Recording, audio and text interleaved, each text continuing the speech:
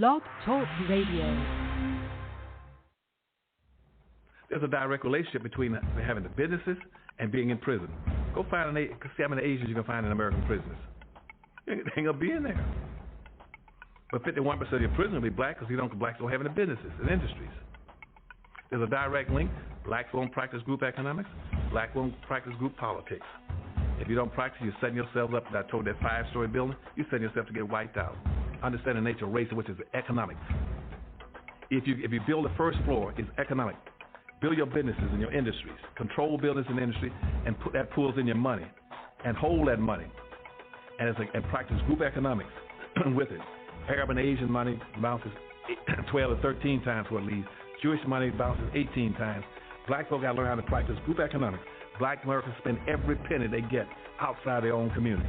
Then you take the money and the wealth that you get from that first floor and go to the second floor. The second floor is politics. You then take that money on the first floor and you control your politics. Black folk must quit allowing people to tell them to go out and vote. Vote for what? Nobody's going to do anything for black folk in politics. Politics is controlled by money, major corporations who got the money. That's what controls politics. If you have no money, you have no say-so, you have no benefits coming. So you take your money and you control, and you take your money from the first floor, you buy every politician on the second floor. And then the politician you can't buy, you rent or lease them to get what you need. Then once you get the second floor under control with the politician, with your money, then you go to the third floor. The third floor is the police department and the court system. You take your money from the first floor and your politics on the second floor, and you control the court system and the police departments. Then the fourth floor then is media. You then take the money that you generate off the first floor from business and industries, and you go after radio stations, TV stations, newspapers, and cable systems, so that you can now inform and communicate with your own people. Right now, black folk own and control less than 35 thousandths of 1% of the media in the United States. Out of 12,000 radio stations, black folk own about 75, 80. That's all. You own no cable systems. You don't have a daily newspaper. You have nothing of importance. You got about one black TV station. And so you can't communicate with your people. You can't inform your people. You can't do anything. You can have Rush Limbaugh and all the rest of the guys talking about racism all day long and bad-mouthing you. And O'Reilly. They can call black folk all kind of names all day long. What are you going to do? You can't respond. You can't communicate with your own people because you don't have an economic base. 51% of all the prisoners in the United States are black people. You only make up 12% of the population. That's no accident. It's because you don't control the economics and the politics. And they're going to go after the weakest people they can get their hands on to incarcerate them. That's the black folk. And what are you going to do in response to them when they over-incarcerate you? You're going to go out and have a march, a demonstration. We're going to march. March for what? Who cares? Marches, they never changed anything. Okay, today we're going to be covering incorporated versus unincorporated settlements, villages, towns, and municipalities. But before that, we got a special announcement to make. We're going to bring Robin on. She's going to talk about it, so we're going to do it right after Faith Street. Now learn this from Joel Osteen. That's my man. He be texting me. That's my man. God done put some people around me, show me some stuff. He was telling this story. He said this man that went to heaven, he was walking with Peter down this aisleway, and it was going down this corridor, had a lot of doors on it, and said all these doors had names on it. And he said, Peter, let me ask you something. What's all these doors, these names on? He said, don't worry about it, just go ahead. So he kept walking. He messed around, he saw one of them doors and had his name on it. He said, whoa. He said, hey, Peter, this here ain't got my name on it. Something I need to know? He said, man, don't worry about that. You here now. Just go on in there and talk to him, see what he said, no, I want to know what's in the door. He said, you sure you want to see what's in the door? He said, yeah. So he opened up the door. It was a warehouse. It had nothing but shelves on it. And then the shelves had nothing but packages. And all the packages had his name on them. And he said, what is all these boxes? He said, that's all of the blessings, all of the things God wanted to ship to you. But number one, you didn't ask him for it. Then number two, you didn't believe you would have it. Then you doubted him. And then you felt like you wasn't worthy. And so now all these boxes is uphill. Now the man standing there wishing he had never even been in the room. And I started thinking, I got some dudes that work for me, and I said, I want you to do this graph for me. And that's what I'm finna show you now. See, what you happen is, when God sends your package, he only sends it to one street. That's Faith Street. You got to stay in faith. You can't move off of Faith Street. You can't get on Doubted Drive. You can't be over there and start doubting it, because your package going to go right on by. You can't lose your faith and get on not meant to be way, because your package is going to keep going right on by. Because the package just go to Faith Street. You can get your little feelings hurt, I ain't worthy. Guess what? Your package going to keep going right on by. You have not because you ask not. Then you sit up here and start feeling sorry for yourself. You go over on pity way, your package keep going right on by. If you stay right on Faith Street, don't ever come off, because the blessing is coming. If you wait on it, here it comes. It may not come when you want it, but it's on time. But if you get up and you move off of Faith Street, your box gonna get sent back to sender. And now you're gonna have a warehouse with a bunch of boxes with your name on it that you didn't never get. And I don't know about you, but I want everything he got for me. If he got something for me, I need all of mine. Because I don't know about you, but God lay you out, man. God will give you stuff. Man, he done took me places I ain't never thought I was going to go. I done seen parts of the world I never even thought I could go to. He done gave me stuff. He done put people in my life. God will do it for you, man. But you just got to stay, man. Use these principles of success. Understand, God is just that way. He'll lay you out. Because if he can lay me out, see, if he fix me and change me and get me over here trying to do better, I ain't perfect. I'm just trying to do better. I still say some stuff I ain't supposed to say.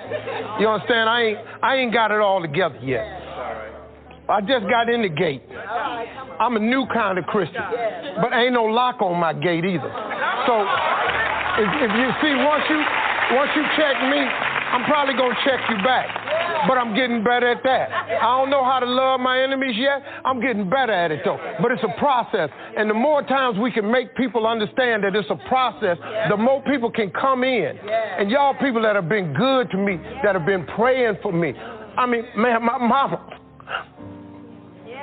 if she could see me now, I just wish my mama could see me. Because she been praying for this here all her life. Watch my son. Well, he done watched me, mama. And I'm cool now. And my philosophy is very simple. I was who I was, but I am who I am. And I'm cool with both them people. Because who I was wasn't that bad cat. I made some mistakes, but I've been changed a little bit, and it's still a process. And the more people that you invite into the process, the better this is. Because ain't nobody perfect no how. So I really appreciate y'all, man, hearing me and listening to me. I'm going to ask Kirk Franklin if he will come. Okay, all right. Our jump-off topics will be incorporated versus unincorporated settlements, village, towns, and municipalities. However, before that, let me open up her mic. Good morning, Robin. Good morning, everybody. Hello? Hey, you sound like you're in a cave or something. Yeah, we can hear you. You just sound like you're far away. Oh, but I'm on my headset. Hold on, let me switch. Okay.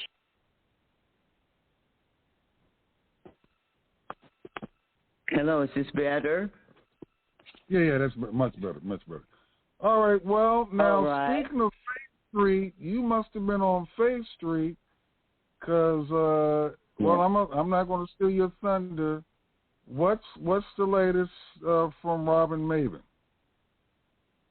Okay, so, I've been working on the creation and then the development of a broadcasting, an internet broadcasting network. And we have many radio stations we have many television stations and our podcasts, of course. Well, recently we just got the mobile apps in the Apple Store and the Google Play Store for our television portion of the network. So it has the channels, the TV guide. You can change the channels on there. It's just really fantastic. And it's free. You don't have to subscribe or anything. So we're really excited about being able to provide that for ourselves and our audience. Right now, what do you think about it? The name of the app and how can a person download the app to their phone?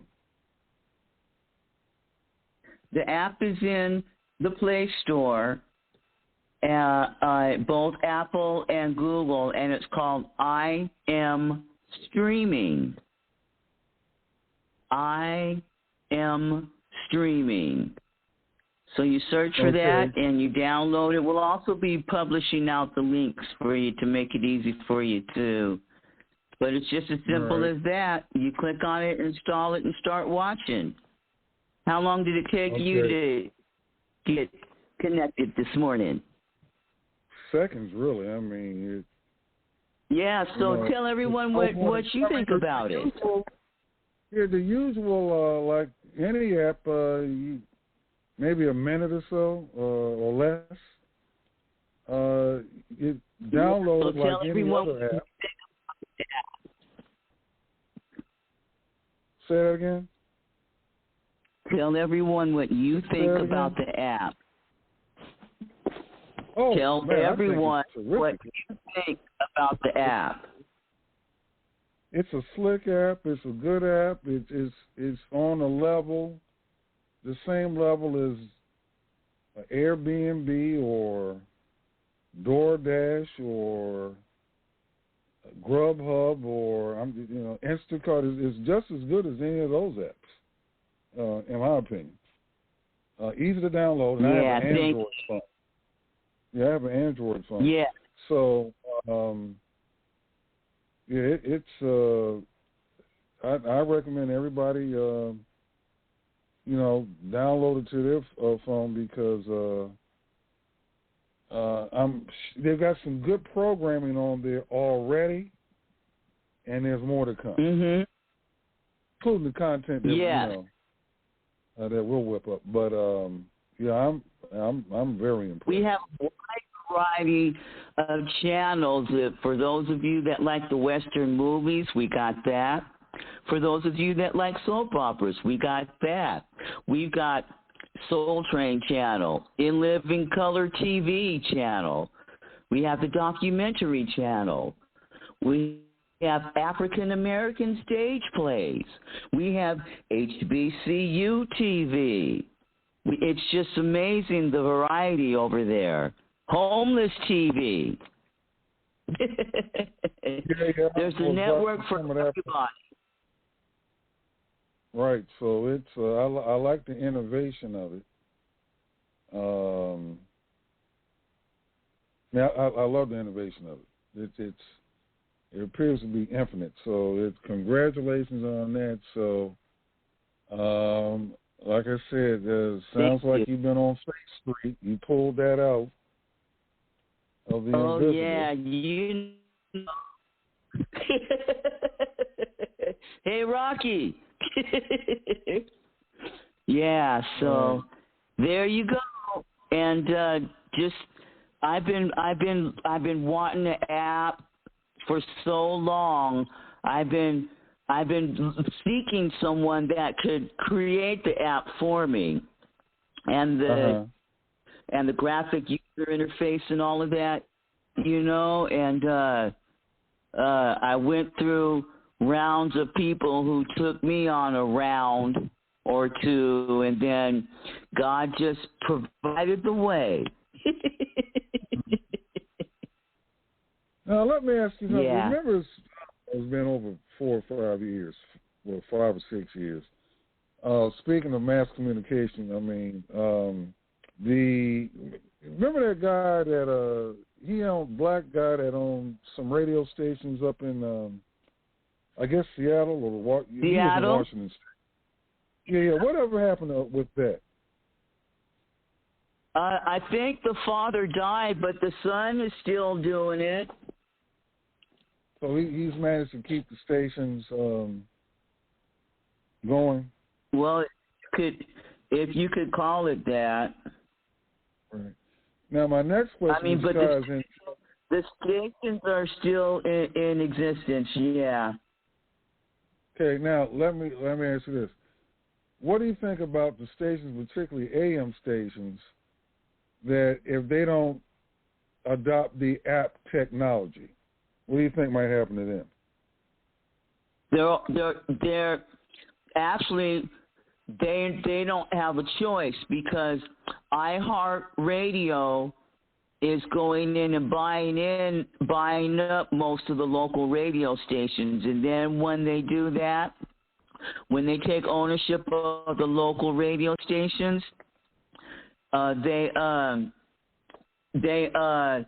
discontinue the terrestrial signal and convert it. You can only listen to it digitally, meaning you have to download the app to get it. Right. So if people don't adapt,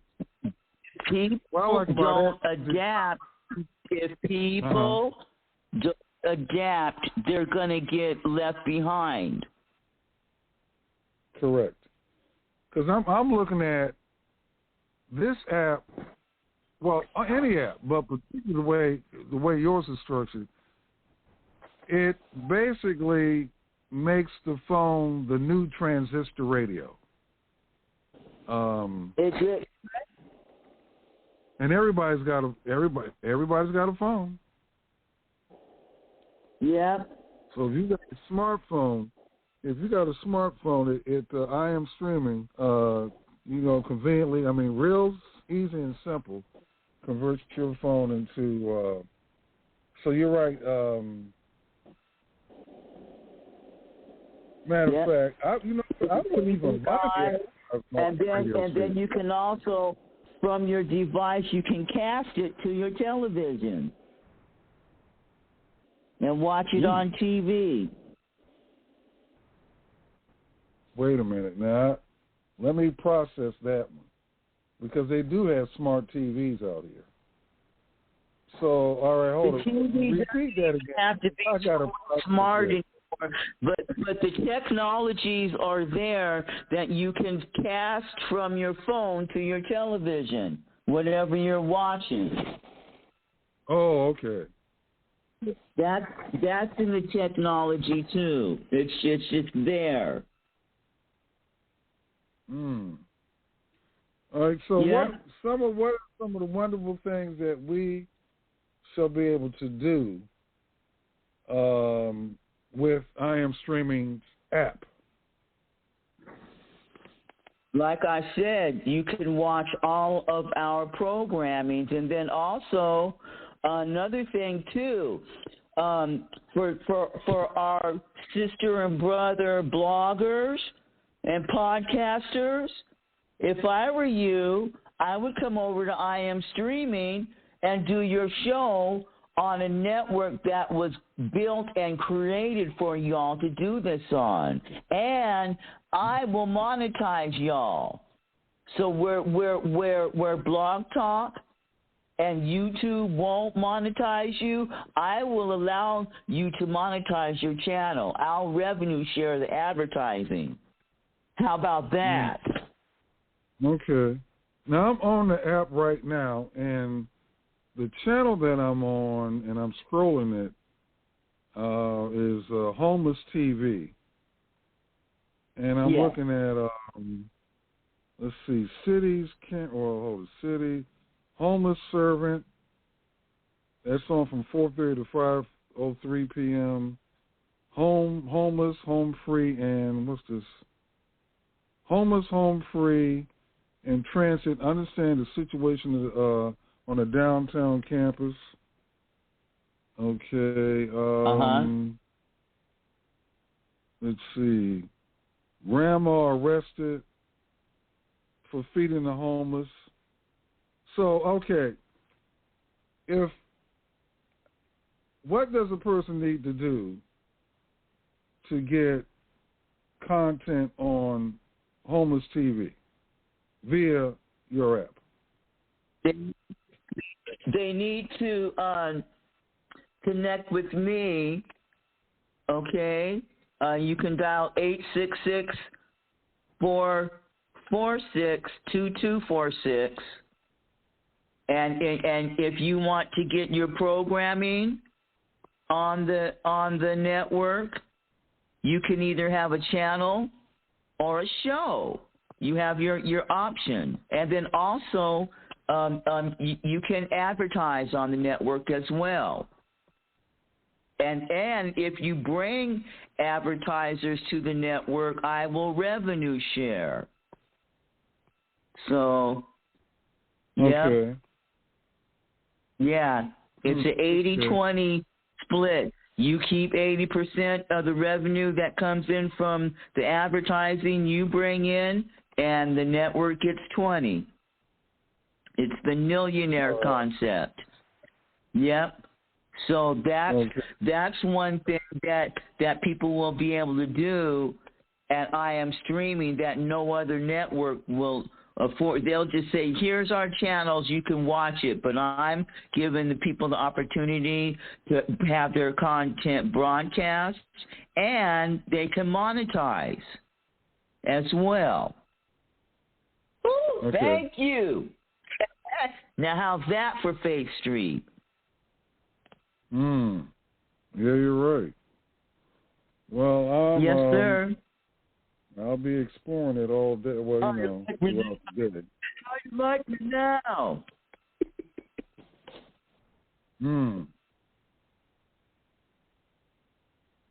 Boy.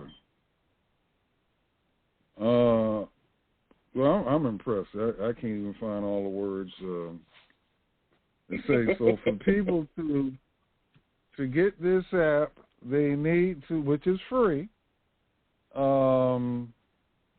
instruct us simply how to do it again. I already have it on my phone, so. It's in the Play Store. Go to Google or Apple Play Store. Yep, I am streaming. I am streaming. Okay, well.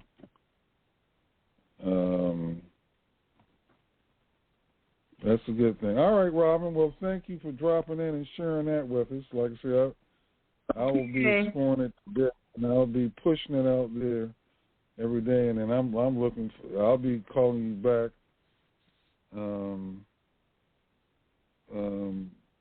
To see what my next step is. All right, everybody. There's more Steve Harvey at the Apollo. That link that I gave you should put it in the marquee. And I'll see everybody later. Bye-bye. Okay. I used to spend the night in hotel parking lots. What was I going to do? I ain't had nowhere to stay, so I lived in the car. I had $35. And I said, come on, God, man, I've been trying to make this dream come true. You done left me out here like this. And I was crying so hard that he just said, I didn't hear a voice or nothing, but he spoke to me, and however he said, if you get up, I'm going to take you places you ain't never been. Now I was finna quit, so I said, skip it. I'm going to quit anyway. So I got in my car, I went to a payphone, and I was going to call my dad. You remember back in the day where you could punch in a code and call your answering machine and get your messages? So I called, and I punched in the code, and it said, doop. He said, hey, Steve, this is Chuck Sutton with Showtime at the Apollo. We saw a tape of you. You're very funny. If you could get here Sunday night, we'd love to put you on television. Call me back. Let me know if you can make it. So I hung the phone up. I'm crushed because my whole dream of being on TV, and I couldn't get to New York. I got $35. How am I going to get to New York? I can't make it. So I'm standing there at the phone booth, and tears just coming down my face. I said, God, so that must be a sign for me to go home. Because this it. I ain't even got the money to go to the Apollo. My whole thing, wanting to be on TV, I couldn't even make the dream come true. This is the most messed up moment. And so I said, man, let me call this dude back and see if he said this Sunday. Because maybe he said next Sunday, and I could hustle up a little bit of money or something. I don't know what I'm going to do, but let me just call him back. So I called him back. Steve, this is Chuck Sutton, Showtime at the Apollo. We saw a tape of yours. You're very, very funny. Look, we have an opening Sunday night at Showtime at the Apollo. If you can make it, we'd love to put you on TV. I said, it's this Sunday. Before I hit the button, I heard, doop, you have another message. Now, it wasn't there before. So I punched my code in. I listened to the second message. It said, Steve Harvey, this is Tom Silver from the Comedy Caravan. This was a Thursday. He said, I have a gig in Jacksonville, Florida on Friday night that pays $150. If you can get there Friday night, you'll make $150. So I called him back, and I said, hey, Tom, did you get a gig away? He said, no, it's still available. He said, can you get there? I said, I'm in Pensacola, Florida. I'm 3.5 hours away. So I drive to Jacksonville, Florida, and that night I made the 150. The club owner said, man, you funnier than the guy we hired. If you stay tomorrow night, I'm going to give you another $150. So now I got $300 now. So I get on the phone. I call Chuck Sutton. I say, hey, man, is the gig still available at Showtime at the Apollo?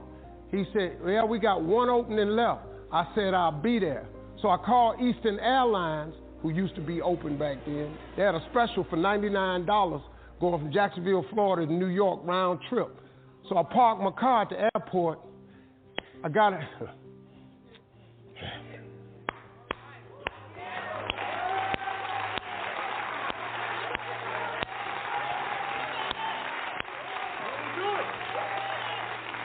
Got on plane, flew. Everything I had was in 2 bags. Got to the Apollo. I said, hey, man, I'm here. I got there at 11 o'clock in the morning. He said, you can't stay here because you don't come on to the late show tonight. I said, man, I ain't got nowhere to go. I said, if you just let me stay in this building, man, I ain't going to move around nothing. I ain't got nowhere to go. I'm in Harlem. I can't go back out here. I got these 2 bags. I got victim wrote all over me, man. So he said, all right, if you go upstairs, don't come down. So he put me in the dressing room on the 6th floor. So that's where all the comedians were. So I stayed up there.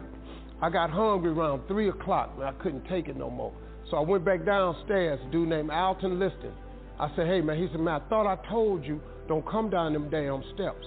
I said, hey, man, I'm just hungry, man. I said, let me go to that KFC I saw on the corner. Just let me get some chicken. I'll come right back. He said, man, if you ain't back in 20 minutes, you ain't getting in this building. So I went, bought me some chicken, came back. So the comedians started coming in the building. They started coming up on the 6th floor. So I meet this guy named D.L. Hughley. I introduced myself. He introduced himself. I'm sitting there. Another guy come in named Dwayne Johnson. Then this other dude walked in named Jamie Foxx. And I introduced myself. We don't know each other. Ain't none of us famous. It's 1991, man. They gave everybody the lineup. I was on the last show of the night. I don't go on to 11 at night. I done had this 4 pieces of chicken.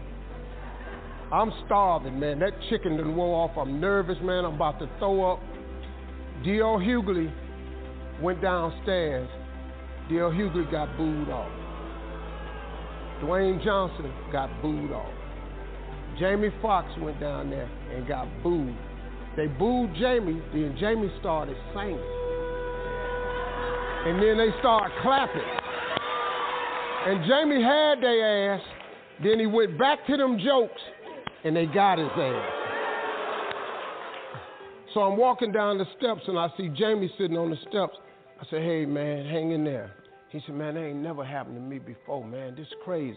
This Jamie Foxx, man, one of the most talented people in all of comedy. And now, you don't even know how nervous I am, man. I can't even. My breathing is shot because these dudes been booed. So I walk out. I had wrote this joke. Mike Tyson had got in a fight in Harlem with this heavyweight named Mitch Green. Mike Tyson had hit the dude in the eye in the store. Now, he was on the news. His eye was swollen. So the joke I wrote was, they was interviewing Mitch Green, and he was telling everybody what happened, but his eye took over the interview. And I wrote this joke that his eye started talking and was just, I tell you what happened. The heavyweight champ's fist is coming towards my face. I just said, Lord, Lord, Lord. And I wrote this whole joke about this dude's eyeball talking. And when the punch came, and all this here, the Apollo, man, they went crazy. They lost their mind. I got a standing ovation, man. I walked off stage.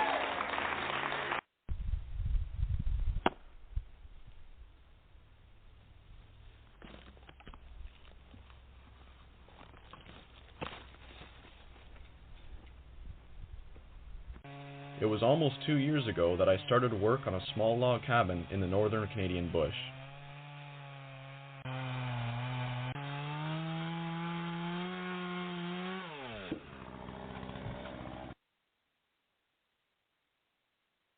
And it has been exactly a year since I closed the cabin door for the last time and moved away.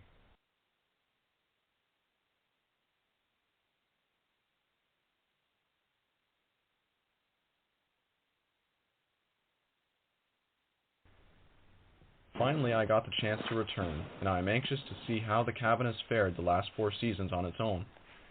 While most parts of North America are enjoying mild spring weather with no snow, my aluminum snowshoes are falling through waist-deep powder in temperatures of minus 20 degrees Celsius. Although this looks like January weather, would you believe that this is late April?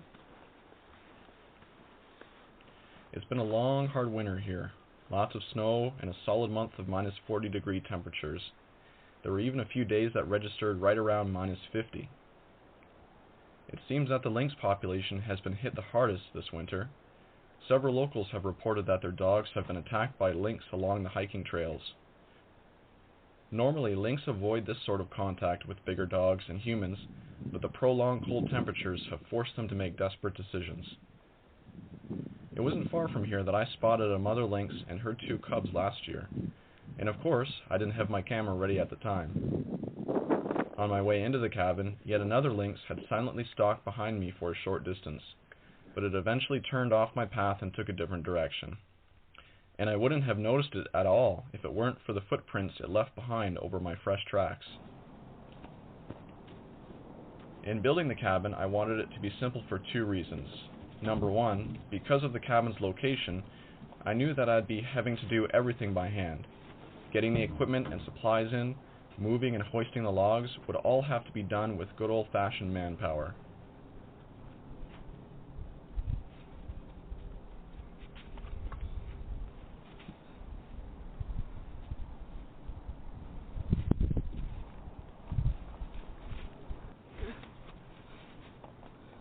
And reason number 2, I didn't have a lot of money to work with. Simple as that. And in this complicated world, simple just seems to offer more. Complicated offers bells and whistles, but simple offers freedom.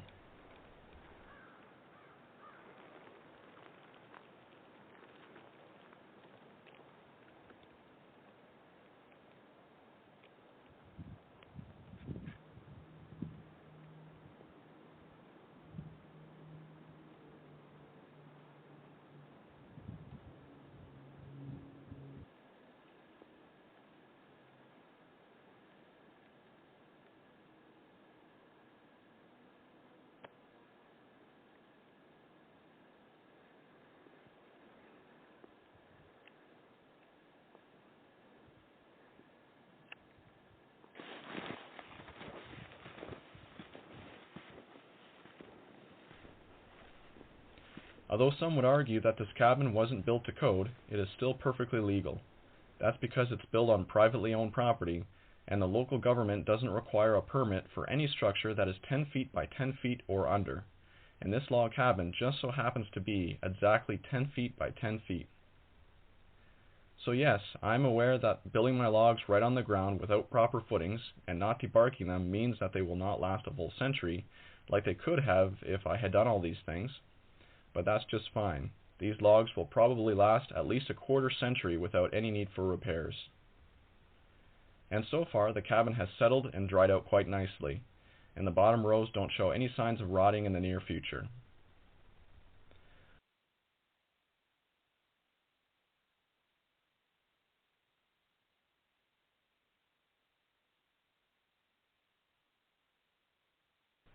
I am also aware that I'm using a tarp to cover the roof, and contrary to popular belief, it is not instantly disintegrated or even began to fade yet. Besides, tarps can be replaced easily enough, and at low cost, so even if I have to replace it every 5 to 10 years or so, it won't be a problem. I'll just make sure to buy the heavy-duty kind. And yes, I know that there are gaps in my door, and that it most definitely isn't bear-proof, but in the winter time, when there's a draft, I just place a blanket over the door and it stays quite warm and cozy inside. As for the bears, I haven't had any try to come inside yet, and if they do, they're not going to find it too terribly interesting.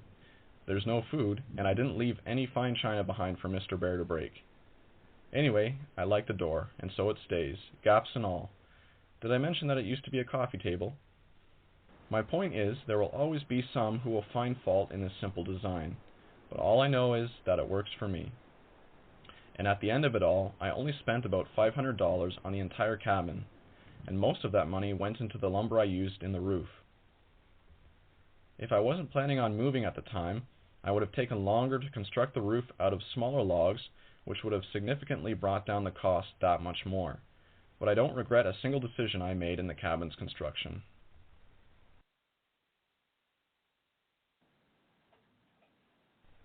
Upon entering the cabin, I could see signs that there had been a visitor in my absence. A couple wads of insulation along the top logs and a pile of pine nuts on the shelf told me that a squirrel had stopped by for a visit at some point. Oh well, no harm done. It wasn't anything that 15 minutes of dusting couldn't fix.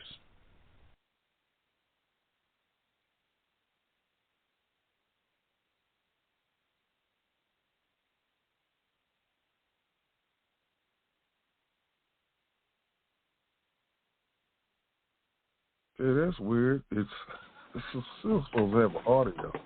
Oh, he's still in. Okay. Oh, wait a minute. Let's try another audio.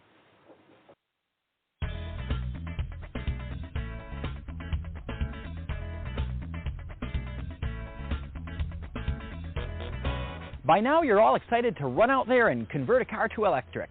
But what car do you convert? A lot of times people ask me, can I convert any car, or will a X work well as a conversion? Well, the truth is you can convert any car you want to electric, but some are going to be better than others. In general, if the car got good fuel economy as a gasoline car, in general it's going to make a better electric conversion. But there's a couple things we have to think about. One is just size. First of all, you might be a bigger person, you might be a smaller person, so you might need a larger or smaller cabin space on the car, just depending on who you are. You might also want either a 2-seater or a 4-seater, depending on how you use the vehicle. Maybe it's just you driving around by yourself. Maybe you need to carry a child seat or carry your family with you. So that's going to be important too. Also for size, we're going to need enough room for all of our batteries.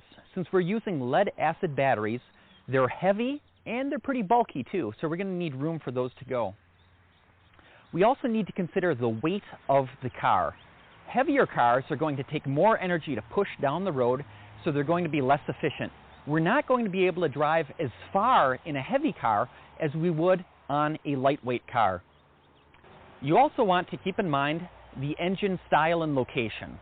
Engines can be in the front or the back of a car. They could be mounted longitudinal. They could be mounted transverse. For example, usually pickup trucks are rear-wheel drive, but the engine is longitudinally mounted. It goes the direction of the length of the car. A lot of front-wheel drive cars have a transverse-mounted engine.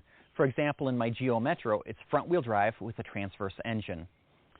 And the style and the location of the engine is going to place some limitations on the size and the type of electric motor that you're going to be able to put in there. We also want to consider the body style of the car. A pickup truck is great because you can carry a lot of batteries in it. On the other hand, maybe you'd prefer a hatchback car where everything's enclosed, but you actually still have quite a bit of cargo space, and it's a lighter weight vehicle. The choice is up to you, but you do want to keep all of these in mind when you're thinking about what car you want to convert. And the other big thing that we want to consider here is it's really just the body of the vehicle that we're using. The body, the suspension, so we want to make sure all that's good. You don't want to buy a rusty car to convert to electric. Those electric components are going to last forever, well, that body's just going to rust apart. Now, the suspension and the parts of the vehicle that hold the weight of everything, you want to make sure that those are sound when you purchase your vehicle. Now, let's talk a little about the vehicle that I chose to convert. This is a 1996 Geo Metro. I bought it for $500. When I got it, it had rust on the rims, it had some ugly pink pinstriping down the side, and the engine did run. However, it still had a couple of charming features on it. For example, the radio antenna was snapped off. Both outside mirrors were also snapped off, although they were included in the back seat. There was also an issue with the starter where the main fuse for that was broken. So when I went for a test drive, I had to have the hood popped up so that the owner could stick a wrench across the electrical conductors to be able to start the car. So my test drive of this car consisted entirely of left-hand turns, because that's all I could do while sticking my head out the driver's side window. But overall, the body on the car looked pretty good. Especially in my area, we use a lot of salt in the winter, and because of that, car bodies do tend to rust up pretty quick. But overall, the car was not in bad condition. So I bought it, and I towed it home. Some of the things that I like about this car are simply the fact that it's a hatchback. Hatchbacks give you a lot of flexibility. You can carry people, you can flip the back seat down and carry a lot of cargo. They're just very nice that way, and they tend to get good fuel economy too. I also like that this car has both daytime running lights and driver and passenger airbags, all of which I consider to be good modern safety equipment. So even though it's a smaller car, I feel very safe driving it. Another thing I like is that I actually have the right amount of headroom in this car. The shape of the cabin is just a little boxy, and even though the car is a little narrower than my wife's Pontiac Sunfire, I still feel more comfortable driving it because I kind of have more room right around my head here. And that's one of those things that's just a personal preference. For example, a friend of mine is converting a Dodge Neon to electric, and he previously drove a PT Cruiser. Now, he's a big guy, but he liked the way that the PT Cruiser fit him, and because the Dodge Neon is based on the same frame, they're very comparable vehicles, so he knew that for him, Dodge would be a good car to work on because it already fit him, and he knew how to fix a lot of things on there. So if you already have preference for a certain car or another, that might be a good car for you to convert because you already know it fits you, you know how to do the repair work on it. Another thing you're going to want to look for in a car is that it has a manual transmission. Yes, you can convert a car with an automatic transmission, but it's going to be more complicated and less efficient. The simplest way to go is with a manual tranny. Because I was looking for a hatchback, something lighter weight, and a manual transmission, I was looking at Geo Metros and other similar cars. I was also looking at like some of the older Saturns, lightweight, kind of a nice size and shape, or even like an old VW Bug. They were very simple, rear engine, manual transmission, and it's been a very popular car for hot rodding for just about the longest time. Eventually, though, I did find the Geo Metro and went with that. Now, you might also want to take a look through the classifieds or Craigslist for cars marked with bad engine or blown motor.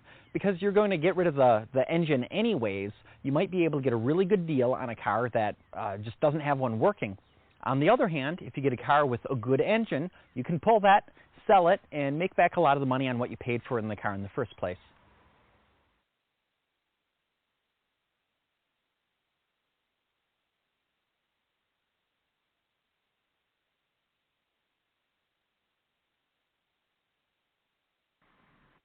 Okay. was scrambling around here, doing stuff, multitasking. Anyway, today's quick topic, because tomorrow hopefully we'll have a guest. He had to reschedule, so hopefully we can get him in tomorrow morning, and because they're in a different time zone, they got a busy schedule. But anyway, so today we're touching on incorporated versus unincorporated settlements, villages, towns, and municipalities. And we'll probably touch on this topic at least once a month.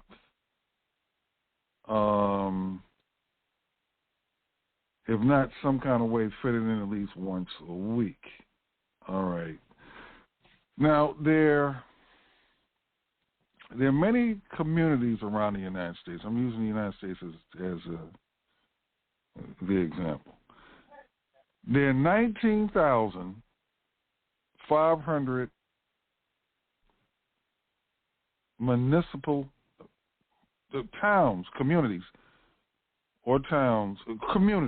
communities that are incorporated. And they're incorporated by they're municipal corporations. These communities are municipal corporations. They can be very small in population. They can have under 100 people. Some have under 50 people. And they can be over, like New York City or Los Angeles or Chicago, they can have millions of people. Now, out of the 19,500 towns, and this is just municipal towns, there's 19,500. There are more communities in the United States that are not incorporated. All right. So there's only 10 of them that have a population with the city proper of 1 million or more people. All right. Now, so what I want to discuss this morning, or put out this morning, is fundamentally, you need to know where you live. Okay. Now, here's some words. If you get a group of people together, and it could be 3 or 4 people, there's no set number, but on a piece of land, the most fundamental aspect of a community, a formal community, would be, all right, you get a piece of land, it's a settlement. New York City is a settlement. Chicago is a settlement. Summit, Oklahoma is a settlement. But you can have their distinctions, their legal distinctions. Now, if you have just a plot of land with people on it, fundamentally it's like settlement. That's settlement 101. Or you know what? Let me put it this way. Let's go township or city 101. What's step one? Step one is to get you a piece of land and where people decide to live. Okay, that's a settlement. That's step one. Now, depending on where you are in the United States, let's say you want to have certain services, like a police department, a water company, social services. Okay. Well, then you're going to have to graduate a little bit. You're going to have more people, and you're going to have to get legal, take a legal step to go from a settlement to, now it could be a village, but in most cases, villages are kind of self-sufficient, but let's say you got and I'll give a good example. Freedom, Georgia, which is not a town yet, is not legally a town yet, but 3 ladies in Metro Atlanta, they spotted 97 acres of land. They got 19 families together, and they bought that 97 acres. That's a settlement. What they call their settlement right now is the Freedom Georgia Initiative. It's not legally a town. It's not legally a city at this point. But their settlement is called the Freedom Georgia Initiative, Freedom Georgia for short. Now, their plan in the future is to, because they're up to 502 acres now, they want to get up to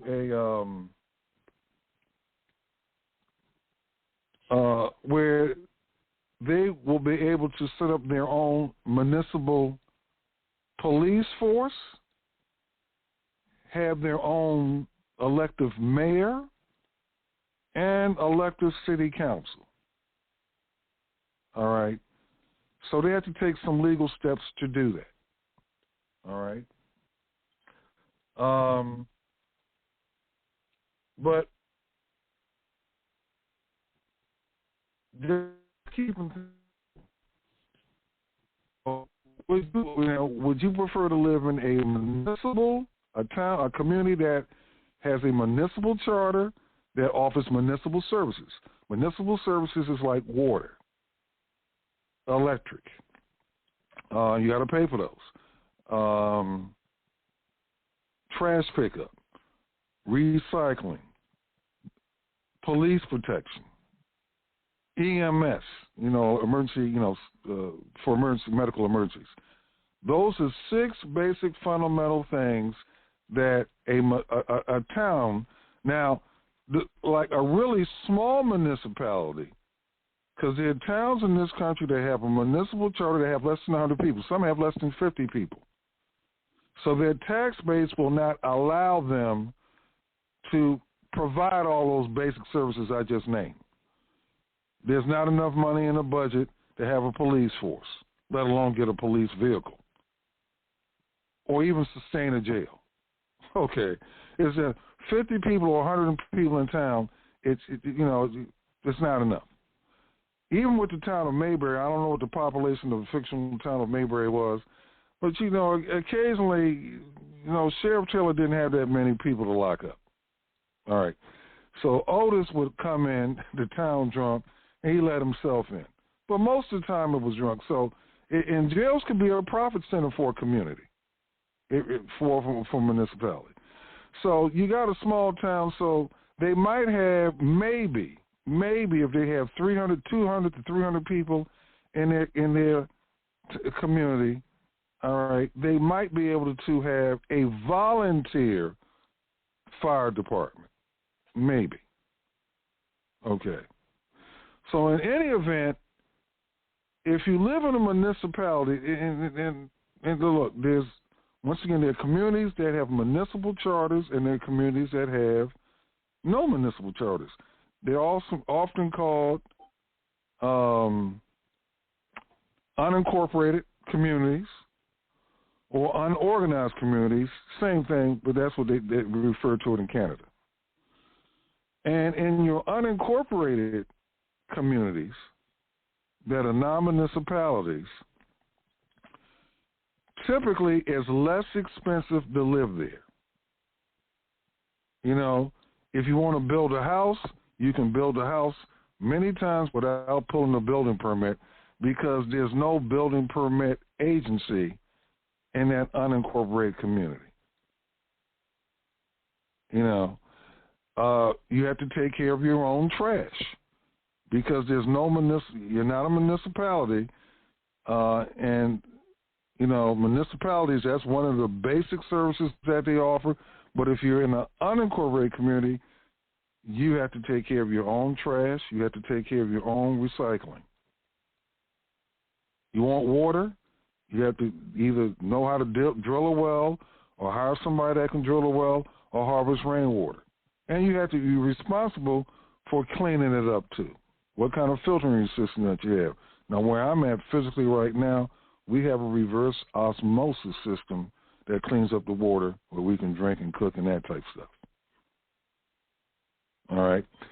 So now, if you look at the Amish communities and look on it, because type in Amish map of community, Amish community map Mennonite communities map, and Hutterite, Huttereits, Hutterites, and they're all similar. Look at their maps of where they are in the United States and Canada. And the common denominator is they basically set up settlements and or towns and or villages in areas where it's unincorporated, or if it's incorporated, it's in a municipal situation. Then it's a small place, and once again, the smaller the place, the less rules and regulations that are needed. So me personally, I like to set up things in an unincorporated place, or if it's incorporated, it's an incorporated community, which means it's a municipality, then it's got very light regulations where I can have the maximum amount of freedoms in there. And then some of the basic services, I can get together with other people and we can form our own community where, okay, we don't need municipal services because we know how to provide our own water. We don't need protection, we don't need police and nothing like that with all those squabbles because it's a small group, we know each other. If something gets out of hand, then the person will be banned from the community, ostracized, excommunicated. Okay. We don't need a grocery store because we can either grow the bulk of our food and or we know how to go to a farmer's market and get what we need. Or if we just want to go to Town or Walmart or Whole Foods or whatever, we can do that too. But we're not, the basic services that we decide we need in an unincorporated community, that's what we do. In Germany, they have little small villages called Dorfs, D-O-R-F. And I've been in a number of Dorfs over in Germany that they just have 4 households. That's it. 4 households. And that little community of 4 households, they basically make their money on weekends. Because in Germany, they do a lot of what is called fest, where they just festivals all over the country, year-round, man. But that little Dorf, with nice homes in it, okay, that's how they do it. You can even have your own school. One of the things of your major municipality services is they have public schooling. Well, in an unincorporated community, you can have your own home schools, or you can set up a central building, and the children within that unincorporated community can attend that school if they so choose to do so. So, let me see if I can read something formal for you. Because that's one of the things that we'll be setting up here, and not only for ourselves but for others who are interested. Let's see, unincorporated, and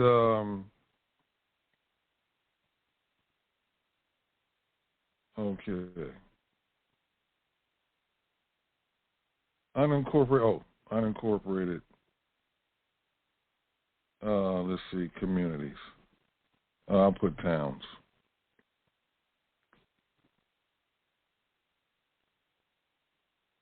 Okay. All right, what does it mean to be unincorporated? If a town is unincorporated, it means it does not have a local government. I like that idea because I feel myself with the right compatible townspeople and neighbors, we can govern ourselves. Because that's one of the problems with big governments is you can't agree on things, or it's more difficult to agree on things, and the corruption element can enter into it. Unincorporated communities exist by tradition. These communities simply do not have an elected officials at the town level. Okay. Question: why would a town want to be unincorporated? Unincorporated areas usually have much smaller taxes compared to cities. Since unincorporated towns do not have their own local government, there's no tax charges for city management purposes. So you don't have to contribute money for municipal water. You don't have to contribute money for public education.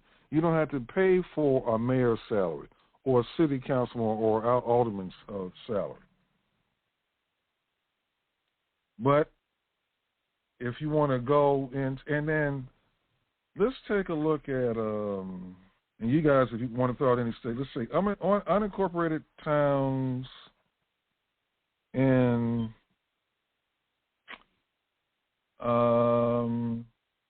well, I'm in Florida. If you guys want something other than that, let's look it up. Unincorporated towns in Florida. Okay. Category: unincorporated communities in Florida. And you can do this in your own state. All right. There are approximately, now Florida has 67 counties. And Florida gets a lot of negative news that comes out of this state, from Trayvon Martin or whatever. But that news is basically coming out of Miami, Dade County, that area, still in Fort Lauderdale, Orlando, Orange County, Tampa, St. Pete, Pinellas, and Hillsborough County, Duval County, and sometimes Tallahassee. That's about it. I haven't even named 10 communities in Florida, and there's 67 counties. Now, in Florida, okay, hold it, okay. There's 668 unincorporated communities in this state. Aubrey Springs, Florida. You don't hear anything bad about coming out of those places. Not to say nothing doesn't happen. I'm just saying. Acreage, Florida. Now let's look at Acreage, Florida. And I never heard of them until I just read it. Acreage, Florida is in Palm Beach County, and they have a population of 38,600 people. Jesus, man, people calling me at the wrong time. Okay. Now let's go to Anthony, Florida. And they don't even list the population here, but it does have a zip code. And then something I heard within the last couple hours, Wentworth, Texas. All right, Wentworth, Texas. Okay. Wentworth, Texas, that community, all right, let me read it from Wikipedia, and you can look this up yourself. Wentworth, Texas. Wentworth, Texas is an unincorporated community in Van Zandt County, Texas. The community had a population of 32 people. Give me 1 hour on a radio station, a good radio station, I can get me 32 people. Anybody can get 32 people. You search social media right, you can get 32 people. But it's got to be 32 of the like-minded people. Go out and buy some land and start your own community. Start your own town. Let's take a look now. Wentworth, Texas is in Van Zandt County, Texas. And let's take a look at Van Zandt County, Texas. Van Zandt County, Texas has a population of 59,541 people. That's the county. And they have 1, 2, 3, 4, 5. They have 5 settlements that are legally classified as cities. All right. They also have 2 towns. Now, a town and a city have 2 different legal descriptions. They have 2 towns in that whole county. Then they have census-designated places, Ben Wheeler, Calendar Lake, and Myrtle Springs. And then they have unincorporated communities Wise, Wentworth, Walton, let's see, 1, 2, 3, 4, 5, 6, 7, 8, 9, 10, 11, 12. They have 12 unincorporated communities, which means to live in these communities, it's much more affordable to live there because, number one, there's no tax base that the city's hitting you up to pay for the mayor, pay for the city council, the alderman. Water, you're on your own. Trash, you're on your own. Let's look at Primrose, Texas, which is in Van Zandt. I love the United States of America because, see, these places are where the real United States of America is. It's not New York City. It's not Chicago, Illinois. It's not Los Angeles, California. It's not Orlando, Florida. In Primrose, Texas, population 24, Primrose is an unincorporated community in Van Zandt County in the United States. We don't hear about shootings in that neck of the woods because with 24 people, everybody knows everybody. They don't need a court system to settle disputes. Go rural and go small. Matter of fact, go tiny if you can. All right? Tundra, Texas. Let's check that out. That's still in Van Zandt. Tundra, Texas, population 34.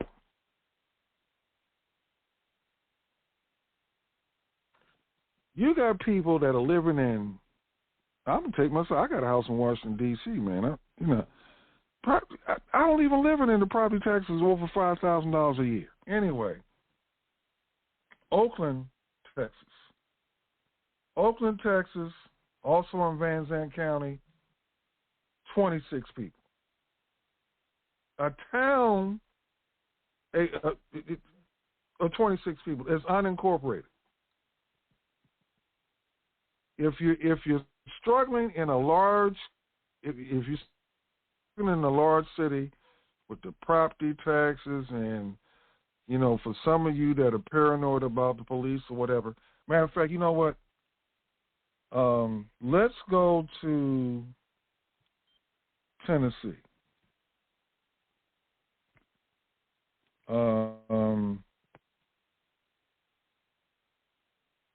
Unincorporated towns in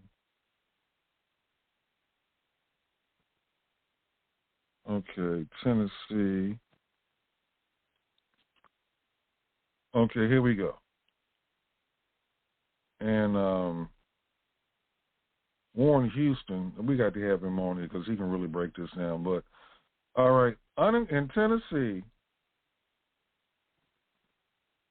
there's 797 unincorporated. Memphis, Tennessee, where just within the last month or so, there was a beatdown where a young man was killed from his injury, died from his injuries, I'll say that. That happened in Memphis, Tennessee, big county. So, in Memphis, if you want to feel a little bit safer, in my opinion, I'm just one person, there's 797 communities outside of Memphis throughout the state where you can live. Now, I'm in the A's right now, so let's look at Alloway, Tennessee. What's Alloway talking about? Alloway, Tennessee is an unincorporated community in Cumberland County, Tennessee. They don't even list their population. So let's go back to the list. Let's go to Alpine, Tennessee. What's Alpine talking about? Alpine's is an unincorporated community in Tennessee, 497 people. Small town. Unincorporated. You're going to have to take care of your own water. You're going to have to take care of, your own trash and recycling. And they don't need the police. Andersonville, Tennessee. What's that talking about? Andersonville, Tennessee has a population of 472, the real United States. Whatever state that you're interested in, Go online and type in any search engine, unincorporated communities in whatever state that you're interested in. I'm gonna go large this time. Alaska, because Alaska is over twice the size of Texas. So Alaska, hold it, I gotta spell Alaska right. Okay.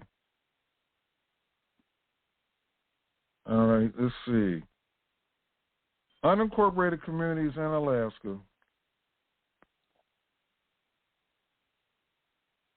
There's 60. There's 60 unincorporated areas of Alaska. Let's go with Alexander Creek, Alaska. Population 40 people.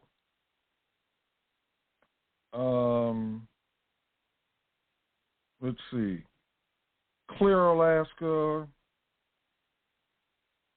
Clear, Alaska they don't even list their population, it's so small.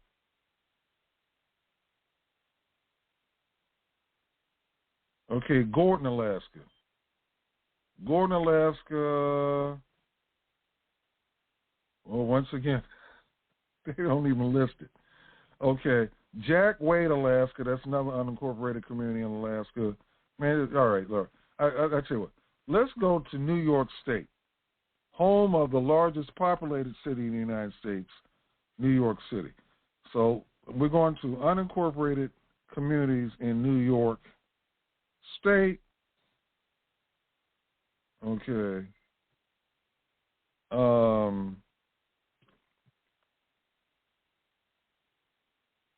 Okay, unincorporated. Jesus. All right, wait a minute. Unincorporated communities in New York State. Okay. I like Wikipedia's layout better, though. Wait a minute. Oh, here we Okay, here we go. I found it. Okay. New York State. Oh, they break theirs down differently. Census designated places in New York State. They have 611 unincorporated or census designated places in New York State, like Accord, New York. Accord, New York has 573 people. Armonk, New York has over 4,000 people. Bedford, New York has 1,600 people. Let me see what's happening in Bay Shore. Bay Shore, New York. Oh, no, this is too close to New York. 29,000, that's too many people. But if you do your homework, Calcium, New York, I never heard of that, 3,400 people. There are a bunch of towns. I'm partial to towns that have under 400 people. Actually, to be honest about it, under 200. To be honest about it. The smaller the better for me. So there's a bunch of towns in the United States, trust me, a bunch of them that have a population of less than 100 people. Many of them less than 50 people. Many of them are unincorporated, and it's less expensive to live in those towns. However, now, if you're dependent upon it now, for some people, because I'm an extremist, if you want municipal water, if you want municipal power, that includes water, electricity, heating, fuel for cooking and heating your home and all that, have at it. If you got to play, I got a friend of mine right now that, would you want to live in a place where you got to pull a building permit to put on, and you can't even put on your own roof? You got to pull a building permit. Then you have to hire somebody who's not a contractor. You can't put it on yourself. That's why we had the program yesterday called Fake Estate. It's not real estate, it's fake estate. Anyway, tomorrow, hopefully we'll have a guest on. He couldn't come on today. Hopefully we'll have a mayor on. And He's going to talk about a bunch of communities. And then one of the things that we'll be doing here on the regular is for those of you who want to start their own community, that's what we'll be doing here. It's my house. It's my town. Okay. So let's see. Let me get back to my studio. That's all my rant that I have for today. Because and it's taken us 9 years because I've been playing around with the idea, but that's where I'm at. Particularly like that interview we had a couple of months ago with the ladies from the Freedom Georgia Initiative. And, you know, I'm not going to, you know what, I can't, like they came to the conclusion, you know, they couldn't fix Atlanta's problems. So go out and create your own community. Go out and create your own community. It can be small. It can be, you know, you can like want something small for your family, get you an acre or two, have a little family compound, and everybody's good. You know, the parents can have a cottage or a cabin, and the kids, you got 3, 4, 5 kids, right? Built 3, 4, 5 cabins on 1 or 2 acres. Nobody's crowding each other. And then you have another cabin, you know, as a family community center. You can set it up that way. You can set up a family business just like the Amish and the Mennonite and the Hutterites do. And a lot of these Native American reservations, they have a community-based business. You can have a family-based business, just like the Amish, Mennonite, and the Hutterites. So that's where I'm at with it. You don't need to march and protest, none of that. You know, if you control your own space, life is good. Life is good. It's not only good, it's real good. So, all right, that's LA's rant for today. Like I say, tomorrow, hopefully, we'll have a mayor in. Oh, and Warren Houston, you know what? Warren, if that's you, press 1, because you got me thinking on this when you used to do those what do you call it? Law study group classes. I think they're on Monday night, something like that. Warren, press 1 if you're available. Okay, great. Warren, good first thing. Good morning. Hello, Warren. Can you hear me? Okay. Can you hear me? Hold on. Yeah, now I can hear you. Yeah, Warren, I co-signed on everything you said on the female solution earlier today. Yeah. But you introduced me to this one night on one of your law study groups. You mentioned, unincorporated communities. And I never even thought about that. I mean, I heard of the term, but I never bothered to look any up. Man, I was amazed at how many unincorporated communities exist practically in every state of the union. And not to mention, some of them are for sale. Exactly. So, in the context of that's when I was listening to the female solution this morning. It's, you know what? Why wait on reparations when you can go out and either start your own or buy your own town? Because, like you just said, there are many of them available around the country. So, for the first thing, explain, because we got some new listeners here, Warren. Explain who you are and what you do, and then tell us about unincorporated communities. Okay, for as much as I can, I'm in class, but I thought I'd listen in. I'm Warren Houston. I'm also the creator and originator of the People's Law Study Group from Houston, Texas. I have an executive law degree from Champlain College. And when I started the People's Law Study Group back in 2012, its purpose was to educate the communities, mainly black communities, but any communities for that matter, but mainly the African-American communities, on the judicial system and how it works. Because what I've realized out of just sitting back observing is that ignorance and illiteracy, it seems to be our biggest problem as a people. It's not race. So education is always the key and the answer. So if we knew the judicial system and understand how the judicial system works, it would give us more leverage in the courtroom. As even as the LA is even talking about with the unincorporated cities, while we sit and complain about what's going on in the inner city, if there was enough of us who had the mindset to come together financially, we could actually purchase a town. The only real policeman in any city is the sheriff. The police that we deal with in the inner cities are that of the municipality. But when you get out in the unincorporated areas, there are no police. There are the sheriff is the only real law. So it just depends on what you do when you buy the unincorporated city, if you want to make it a municipality, and you have a lot of control and power as to how to operate that. So it's so many things and alternatives that we can do if we're thinking positive as a unit and are thinking ahead instead of thinking backwards and still trying to recoup stuff that happened 200 or 300 years ago. It's not going to happen.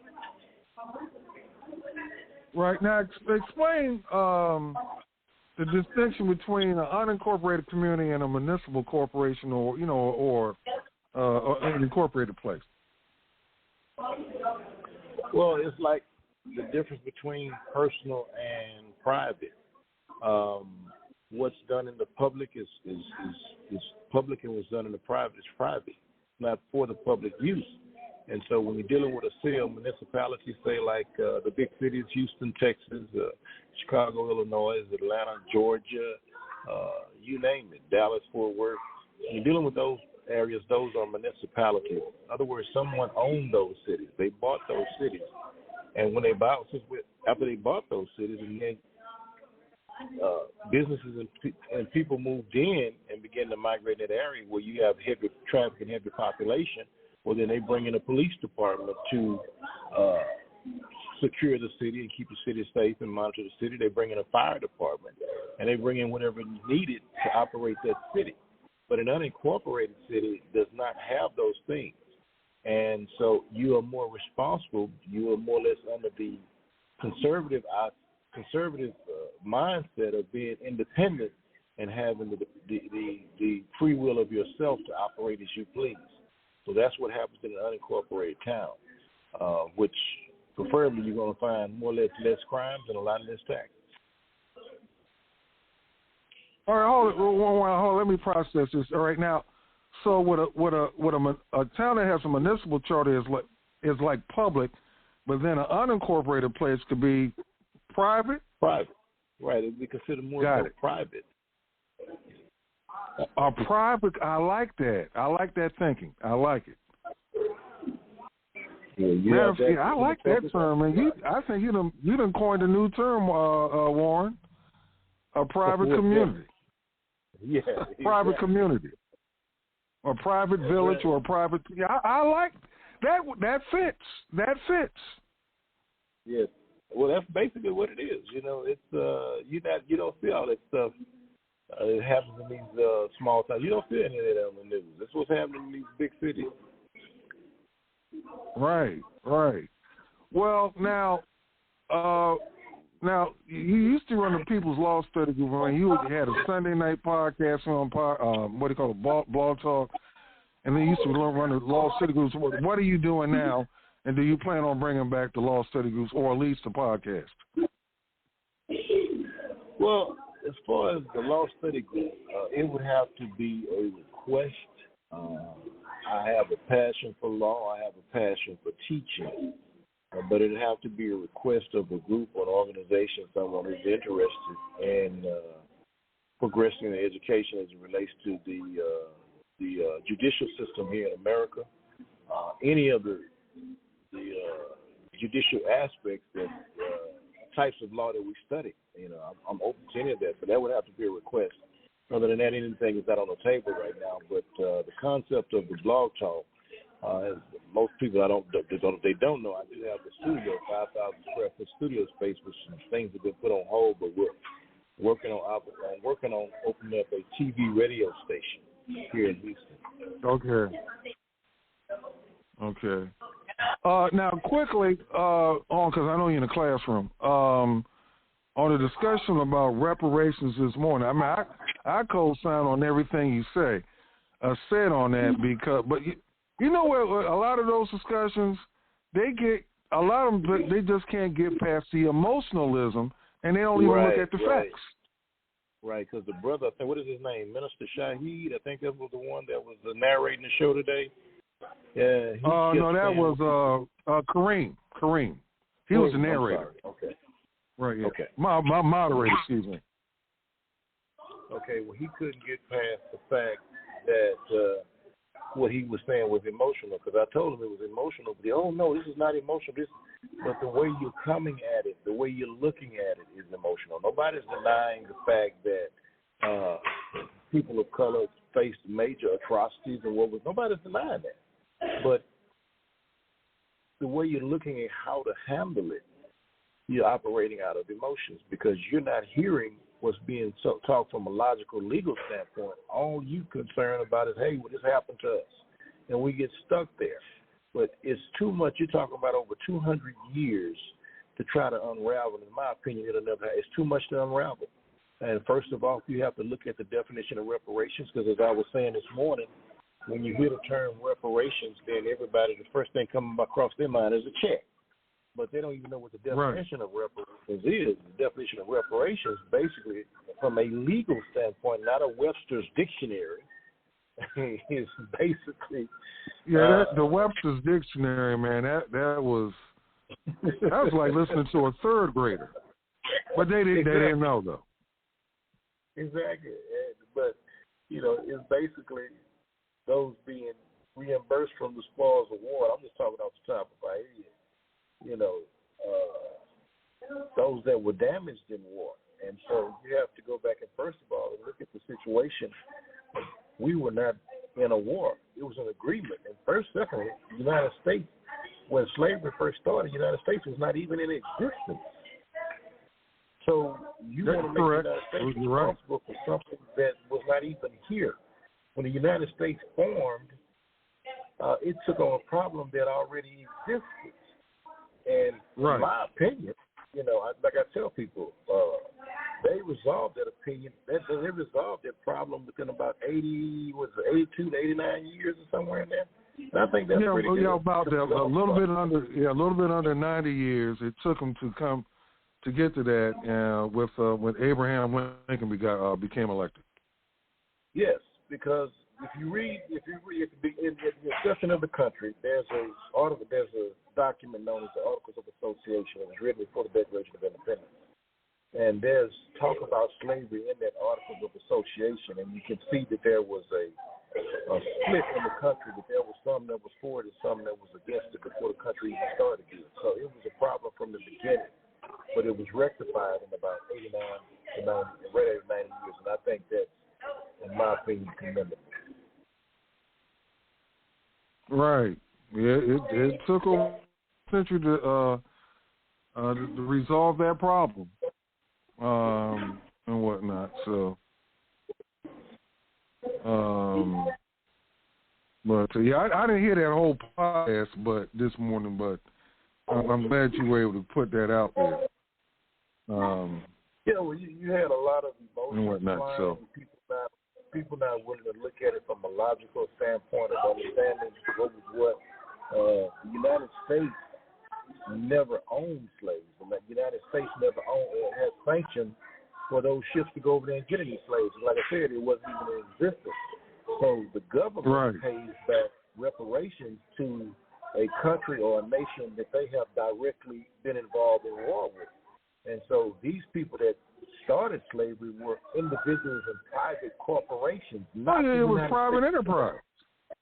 Yes, and these were private enterprise. People from different other parts of different Europe and different parts of the country, not even the United States. The United States was formed until 1774, and slavery began in 1619?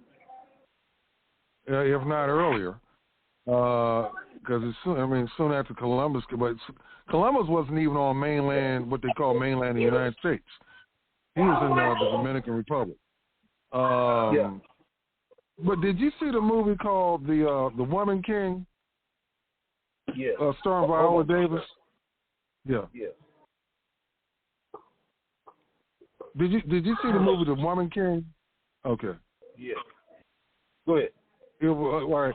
In that movie, which is a historical documented movie, African kingdoms traded slaves. So, I mean, if you want to take back the reparations, we got to take it back across to Africa in that case. Right. Right. Well, you know, that you don't even, if you want to come up, if you even want to talk about that, most of us are mixed.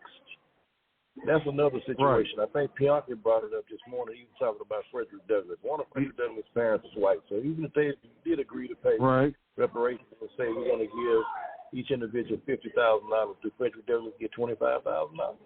I mean, these are questions that you have to ask from a legal standpoint. You know, right? It's really too much of a mess to go back and try to unravel. Yeah, it's too much. It's a lot to unravel. You know, it's too much of it.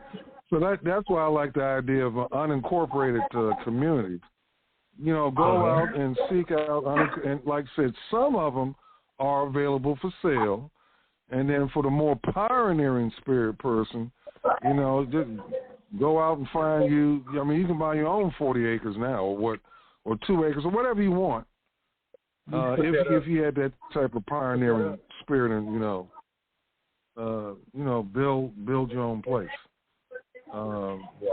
We got Chris Collins on here; he can show you how to do that. So, and on that note, all right, tomorrow. Thank you, Warren, for those commentaries. Tomorrow we have a mayor scheduled to come in to speak. We've had about, at least 3 mayors. 1, 2. We've had 3 mayors on, so tomorrow I think we're going to have our 4th mayor on, and you're going to get a lot out of it. So tune in tomorrow. Tune in on time, because we won't have a long, we'll do 15 to 30-minute intros. But tomorrow we're going to do just, the quick 3 or 4 minute intro, and then if the mayor's here, because like I said, he was supposed to be on today, but he had to rearrange. So hopefully he'll be in tomorrow. So come in tomorrow when we have a mayor of a small town on. This mayor is in a place that most of you have heard of. It's within the real United States of America. So on that note, we're going to wrap it up for today. Thanks for listening. Everyone have a good rest of the day.